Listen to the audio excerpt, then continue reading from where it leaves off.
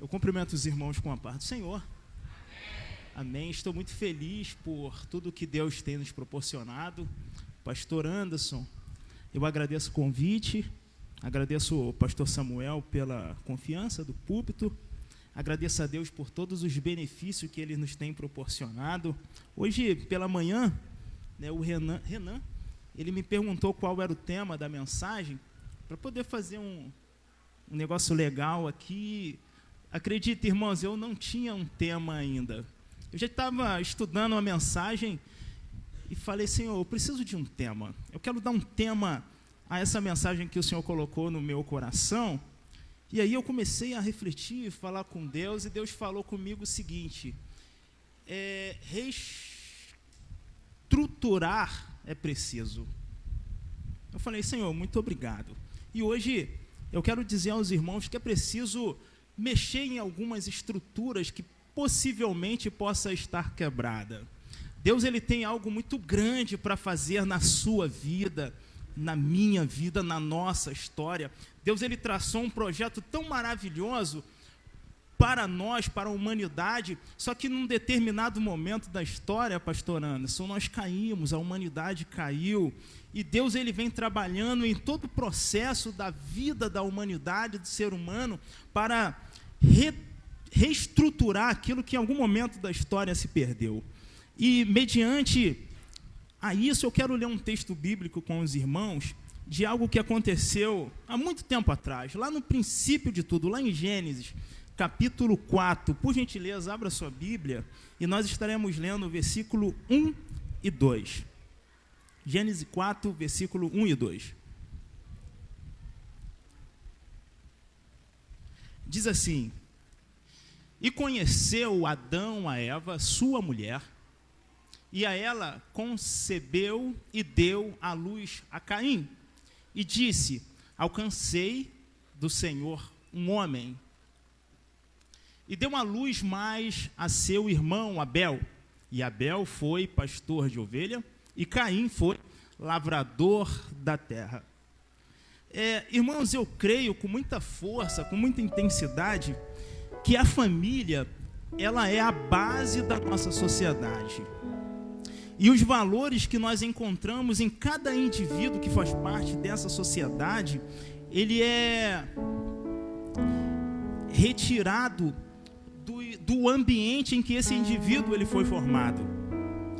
Eu acredito que cada indivíduo, que cada pessoa, ela é construída, o seu caráter, a sua personalidade, ela é formada de acordo com o ambiente familiar que ela viveu. E mediante a isso, eu queria convidar os irmãos a voltar um pouco no tempo. Houve um tempo em que a terra ainda não era povoada. Deus, ele criou o jardim, ele criou a terra e criou o homem e colocou o homem em um jardim. E tudo estava tão lindo, tão perfeito. E Deus olhou Adão e viu que Adão estava sozinho. E o que Deus fez? Ele cria uma mulher. Ele cria Eva e dá de presente para Adão. E Adão, quando acorda do sono, ele vê Eva, logo se apaixona e diz a seguinte palavra: essa é osso dos meus ossos e carne da minha carne. E ali é construído um casal. Só que esse casal, no decorrer da história, no decorrer da sua vida, naquele relacionamento a qual eles estavam tendo no jardim, ele decide pecar e transgredir contra a lei do Senhor, contra aquilo que Deus tinha instituído para que eles não fizessem. Então eles pecam, e uma vez pecando contra a lei do Senhor, eles são retirados do jardim. O pecado é introduzido na humanidade, da vida daquele casal. E aí, como todo pecado tem uma consequência, e nós sabemos que o pecado tem um salário, nós sabemos que o salário do pecado é a morte. Eles são retirados do jardim, o pecado é introduzido na humanidade. No processo de construção da humanidade, ele tem filhos. E aí nasce o texto que nós lemos, Caim e Abel. Só que Caim e Abel nasceram em um ambiente onde o pecado estava com muita força introduzido no mundo. Quando Caim e Abel nasceram,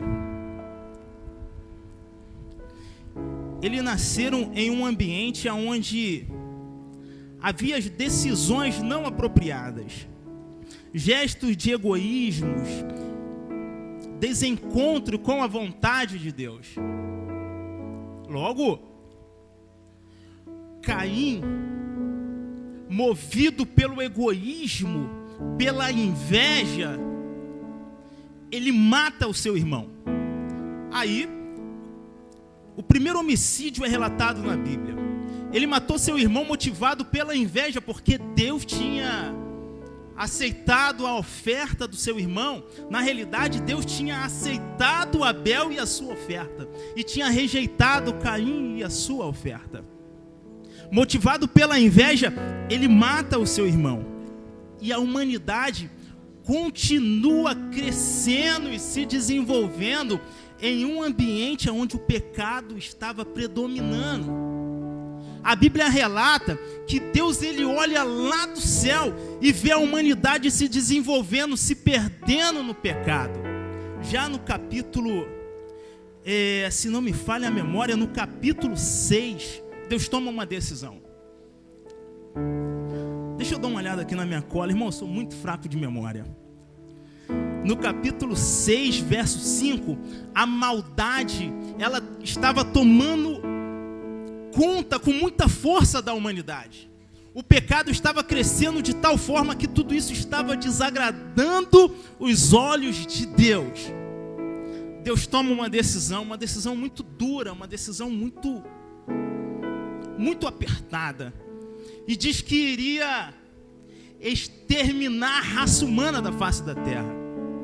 E viu o Senhor que a maldade do homem se multiplicara sobre a terra, e que toda a imaginação dos pensamentos de seu coração era só má e contínua.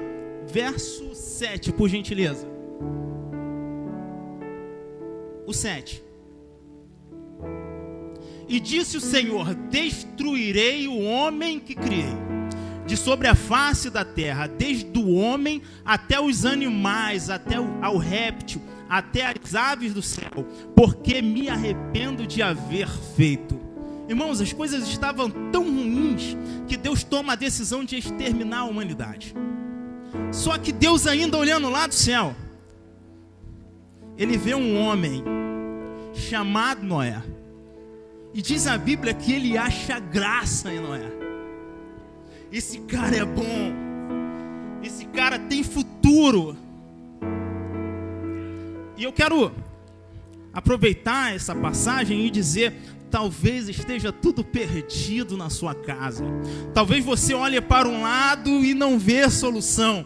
Olha para o outro e parece que não tem saída. Mas através de você, através da sua vida, eu acredito com muita força que Deus te trouxe aqui para mudar o rumo da sua casa, da sua história, da sua família. Você é o instrumento que Deus pode usar para salvar a sua família. Então Deus, ele olha para Noé, poupa a sua vida, poupa a vida da sua família, da sua casa, do seu genro, e dá continuidade a um processo de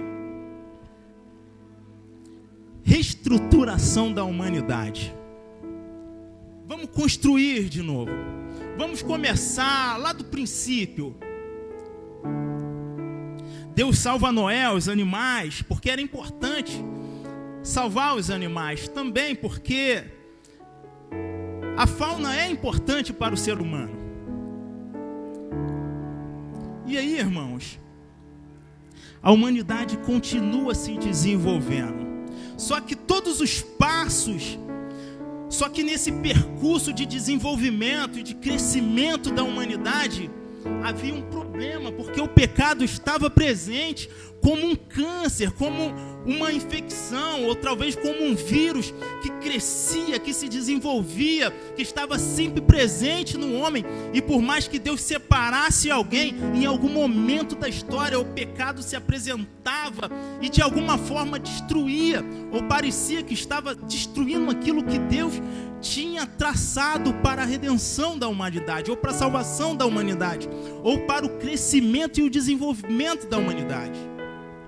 A Bíblia conta ainda que nesse processo de desenvolvimento da humanidade, a humanidade já estava outra vez perdida em seu pecado, em seus deleitos, em seus costumes, que contrariava a vontade de Deus. Então Deus chama um outro homem para uma nova missão. Esse outro homem está relatado ainda em Gênesis, no capítulo 12. Ele diz assim: Abraão, eu tenho uma missão para você.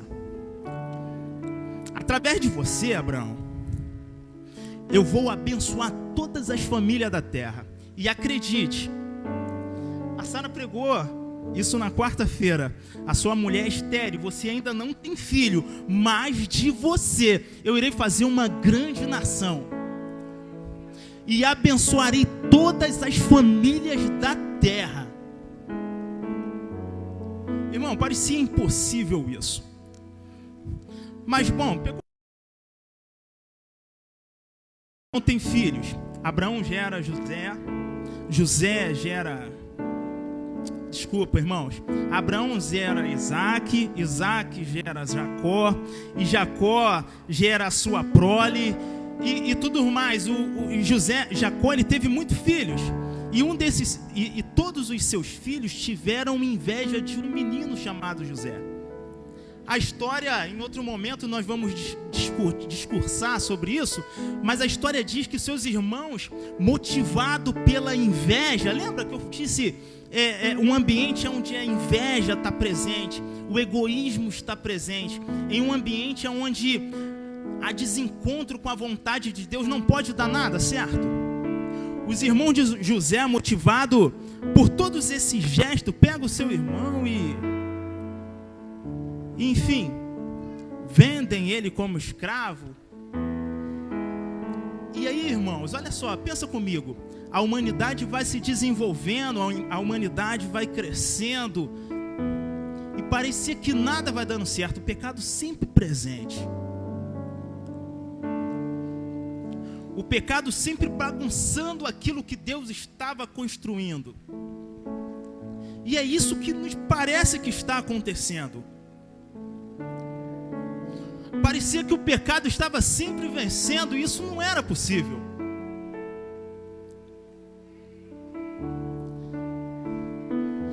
Em outro momento da história,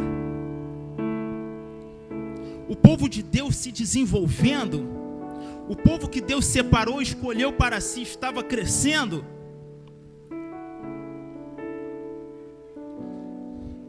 O exército de Deus vai para uma guerra. E eles voltam da guerra frustrados porque perderam a batalha, porque um homem chamado Cã decide desobedecer a palavra de Deus. Um homem chamado Cã, ele transgride, peca, ele faz tudo aquilo que Deus falou para que não fizesse. E o exército perde a batalha. Volta frustrado por causa do pecado de uma família. A história parecia que estava dando tudo errado. Em outro momento da história, Deus chama um menino para se tornar rei de Israel. Esse menino, a Bíblia fala que era um homem segundo o coração de Deus. Um jovem que quando entrava em uma batalha, irmãos, o exército se apavorava. Os seus inimigos ficavam perdidos, não sabiam o que fazer, porque era um homem, apesar de ser muito pequeno, talvez um jovem muito novo, eles tinham medo de Davi, porque Davi era um camarada excepcional. A presença de Deus estava presente em Davi em tudo que ele fazia. Todas as lutas que era travada e Davi estava presente, a vitória era garantida. Enfim, Davi se torna rei de Israel, só que no momento da história, ele também pecou contra o Senhor. ele também transgrediu aquilo que Deus não queria que ele fizesse, ele faz. A história bíblica fala que ele olha para uma mulher, ele deseja aquela mulher, ele se relaciona com aquela mulher. Qual é o salário do pecado, irmãos? E não parou por aí. Aquela mulher, ela era casada. Ele mata o marido daquela mulher.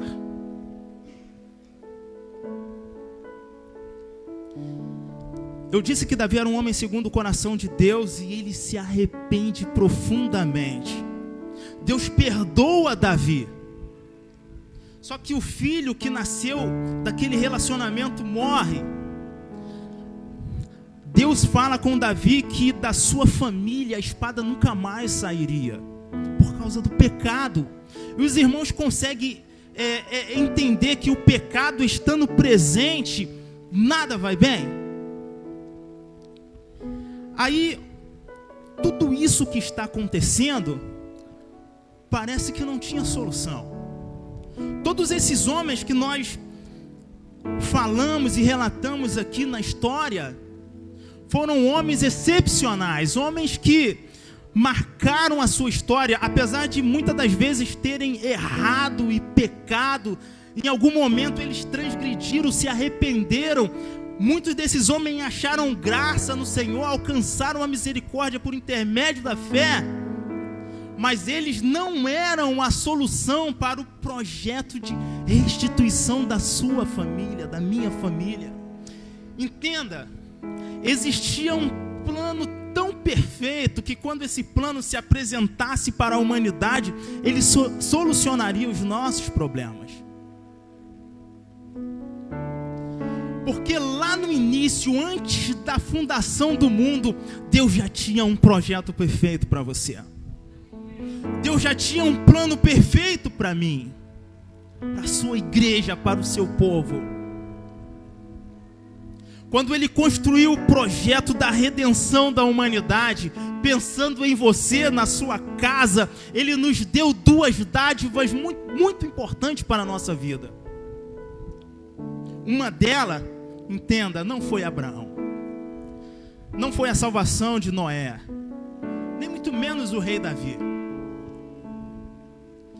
O plano de Deus para a nossa salvação, para a nossa restituição, para reconstruir o projeto que Ele tinha feito para a nossa vida, se chama Jesus.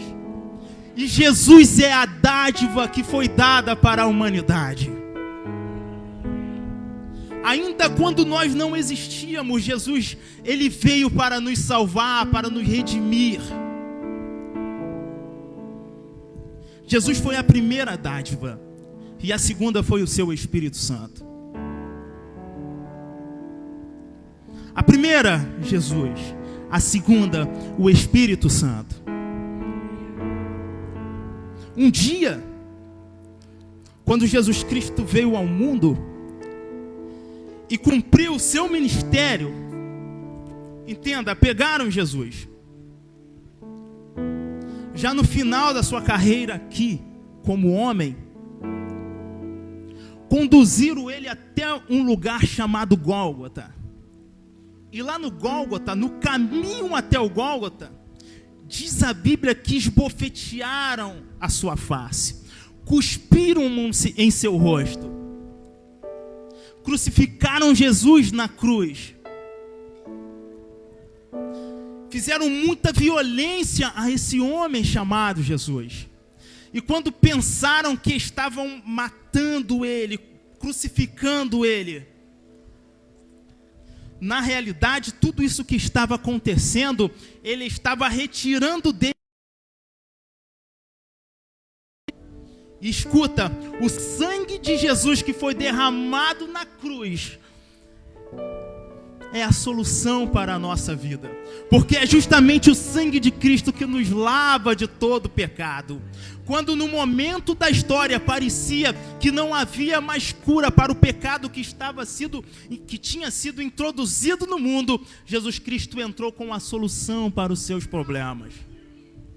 O seu sangue, o seu precioso sangue foi derramado na cruz do Calvário para te dar vida. E agora você tendo vida, você sendo livre daquele pecado que te conduziria à perdição, nós temos a oportunidade de levar todos que estão juntamente conosco para o lugar de redenção. Jesus, Ele quer salvar a nossa vida. Ele quer salvar a sua casa. Ele quer reestruturar a sua família. E tudo isso só é possível por intermédio de Jesus Cristo.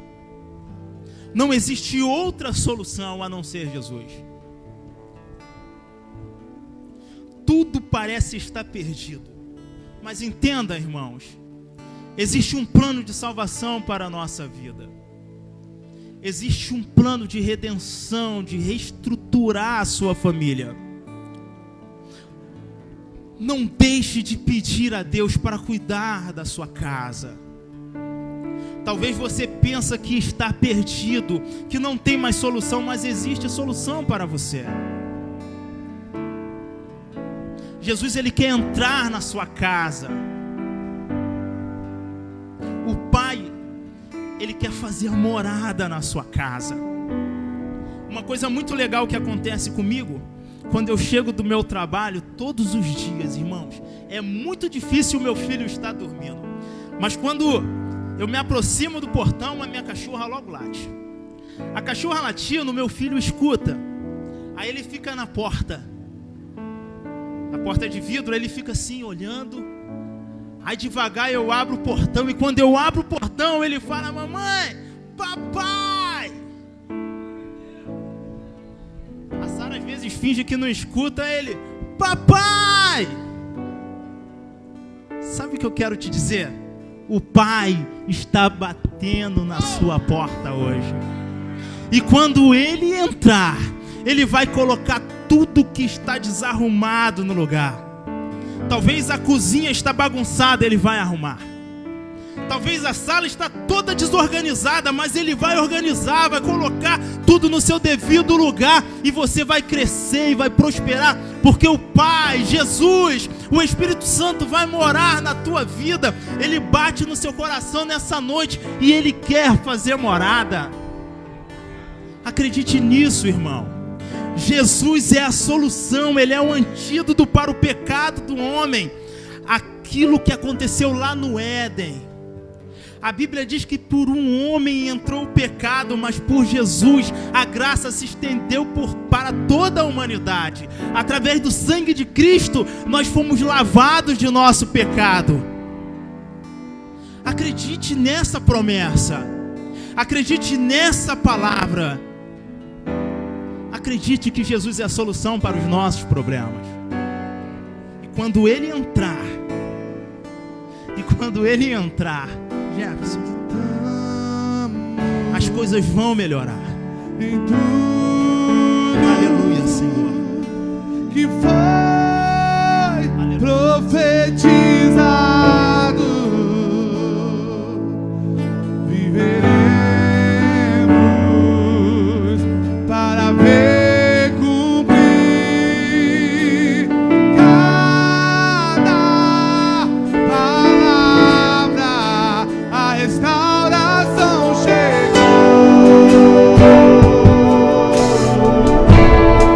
Somos portas de Deus.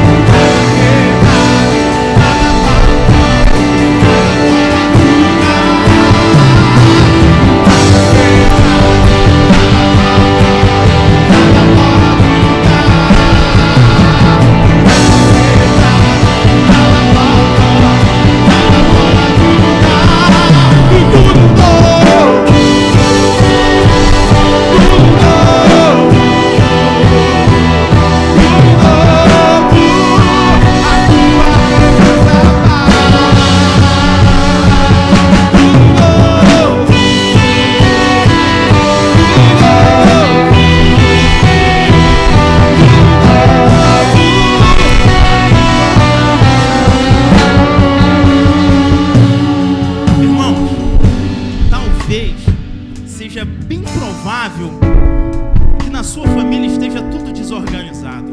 Mas hoje nós temos uma palavra para você. E eu quero te garantir, como ministro do Evangelho, se tem alguma coisa desorganizada, se você der a oportunidade a Jesus de entrar, Ele vai colocar tudo no lugar. E você pode ser não, você será o canal que Deus vai usar para mudar a história da sua casa, da sua família, da sua prole. A sua descendência será uma bênção para a honra e para a glória do Senhor. E eu quero te perguntar, será que entre nós existe alguém que quer dar essa oportunidade para Jesus? Se dentro deste ambiente ou fora desse ambiente, talvez você que está nos assistindo agora queira se derramar aos pés do Senhor, se converter ao Evangelho de Cristo, se você crê na palavra de salvação, de reestruturação, se você acredita que Deus pode mudar a sua vida, levante as tuas mãos, aceite a Cristo como Salvador, permita que o Pai entre, chegue na sua vida e te abrace. Eu quero abraçar você nessa noite.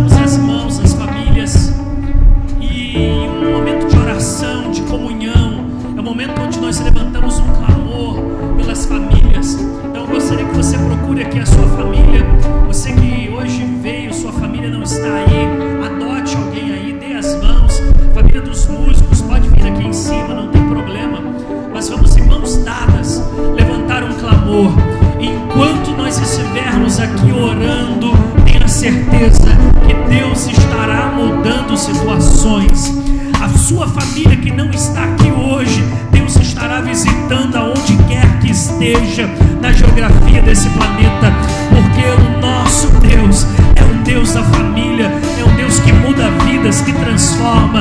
Então dê as mãos ao seu irmão, à sua família aí, e nós vamos estar aqui levantando esse clamor. Fique ligado, porque Deus tem milagres aqui esta noite.